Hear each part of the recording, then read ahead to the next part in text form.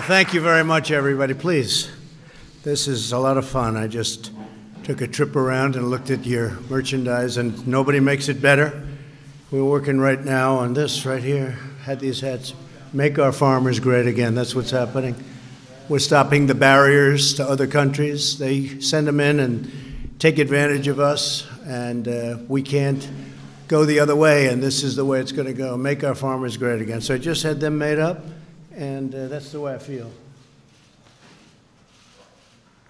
We'll give them to some of the farmers here. But I want to thank you and welcome everybody to the White House for the second annual Made in America Showcase. Made in America, Made in the USA. What do you like better? Huh? Made in the USA, Made in America? Both pretty good. Both pretty good. I remember when I was growing up, I'd see Made in America all over the place. A little bit Made in the USA, but Made in America. Everything had Made in America. And we're starting that again, and it's happening again, as you know.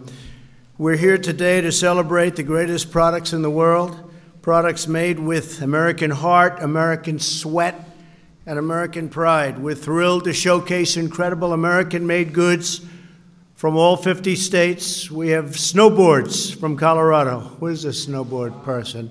Those were nice snowboards.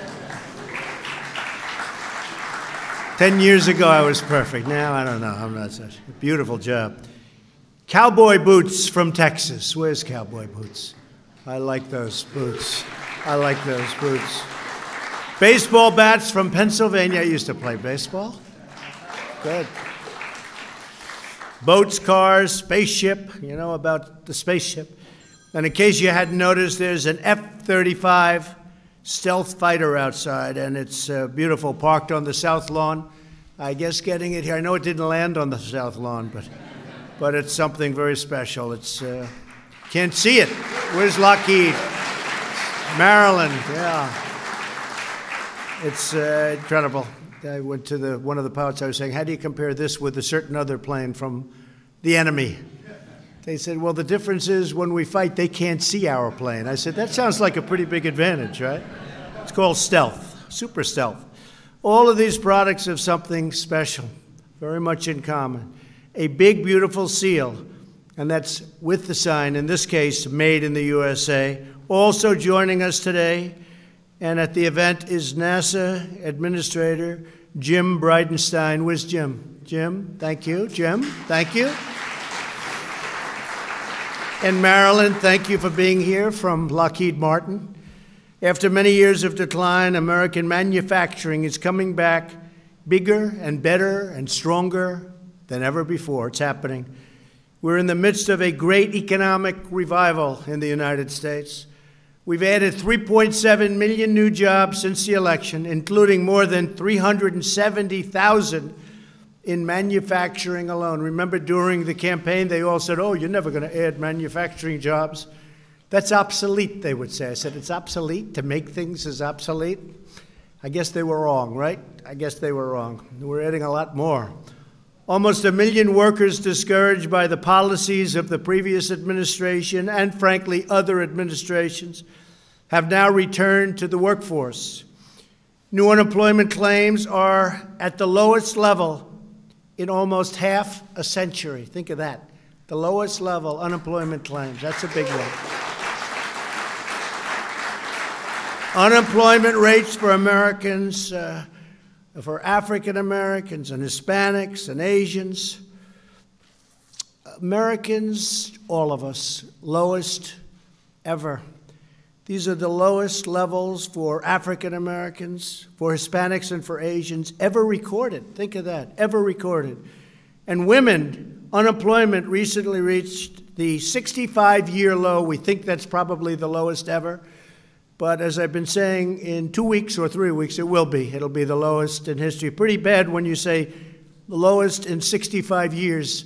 And I say that's not as good as history. So, but very shortly it will be. We'll be saying history. Manufacturing wages are expected to rise at the fastest rate in more than 17 years. And 95% of American manufacturers, which I love, that's what we love, is manufacturers, are optimistic about the future. That's the highest level ever recorded 95%. We have achieved together in the last 18 months something that is totally unprecedented. For decades, the United States allowed other countries to steal our jobs, close our factories, and plunder our wealth. What was happening was horrible. I used to talk about it for 20 years in the private sector. I said, how did they let this happen? Little did I know I'd get my shot. That's what happened. And that's what's happening to us, because it's really been positive. Our leaders in Washington did nothing. They did nothing. They let our factories leave. They let our people lose their jobs, given to other jobs, workers in faraway lands. That's not free trade. That's fool's trade. That's stupid trade. And we don't do that kind of trade anymore. The European Union's been very tough on the United States, but they're coming in to see me on Wednesday. And we'll see if we can work something out. And otherwise, we'll have to do something with respect to the millions of cars that they send in every year. But maybe we can work something out. They're all coming in, the top people. We're talking to China, who had a $375 billion trade surplus last year with the United States. Think of it, $375 billion, or looking at it differently, we had a $375 billion trade deficit. That's not good. And we're talking to China very seriously. We're talking to Mexico on NAFTA. And I think we're going to have something worked out. The new president, terrific person. I spoke to him at length on a call. Did a great job, got a tremendous vote. And they have a lot of confidence in him in Mexico, and that's good. But we're talking to them about doing something very dramatic, very positive for both countries. We're demanding fairness with the World Trade Organization. It's been a disaster for the United States, and we want fairness. We'd lose court cases. We always had a minority of judges. They gave us fewer judges than other countries had. And we'd lose cases. Nobody knew why. I said, I know why. Because you don't have judges from this country. You'd have a minority, 3-2, with 3 being on the other side. And we've started to do much better lately in winning cases. But America never waves the white flag. We only waved the red, white, and blue flag. The era of economic surrender for the United States is over. It's over. And you people have been really leading the charge. America is fighting back, and we're winning again. You know my story about winning. We're going to win so much, you'll get tired of winning. I don't think you're going to get tired. Throughout our history, our greatest leaders, Washington, Jefferson, Hamilton, Lincoln, McKinley. People don't know too much about McKinley. Take a look. It was an really incredible economic time for our country. People wanted to come in and take from our country. They had to pay for it. They had to pay for the privilege of taking from our country. We all understood that to be strong, and every one of them, our nation, that we really had to be a manufacturing nation. You have to be able to be a manufacturing nation. I'm very proud to say that our steel industry is coming back at a level that nobody thought possible. Factories are opening up all over. No matter where I'm going, they're saying, you know, we just opened up a steel plant that was closed for 5 years or 10 years or 20 years in some cases. U.S. Steel now is opening up 6 plants, and they're expanding in other plants. And we're very proud of that. But we were being dumped on. You know what that means? We're being dumped on. They were dumping all over this country. And now our steel industry is coming back. And you need a steel industry. That's not like a normal thing where you make even some of your products, which I love, but it's not steel. We need steel. We need it in case of an emergency of the wrong kind.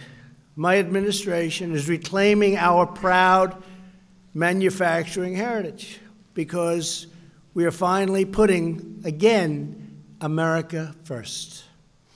We're tearing down barriers to our exports, protecting our intellectual property, and defending our companies from unfair foreign trade practices, of which there are many. We're putting the trade cheaters on notice. No one rips off the United States of America anymore. It's happened too much for too long, and stopping. To give you a level playing field, we've cut record numbers of regulations. In the history of our country, nobody's cut more regulations than me, and I've only been here for less than 2 years. So I'm talking about 2 years, 4 years, 16 years, 8 years. Doesn't matter how long they're here. We've cut more regulations than any other president, and we've just been here for shorter than 2 years. We passed the biggest tax cut and reform in American history. We've gotten rid of the individual mandate from healthcare, which was a disaster for you and your businesses, where people had to pay for the privilege of not having to pay to get bad healthcare. Sounds complicated, but it's actually pretty basic. You pay for not having to buy. And a lot of people wondered about that one.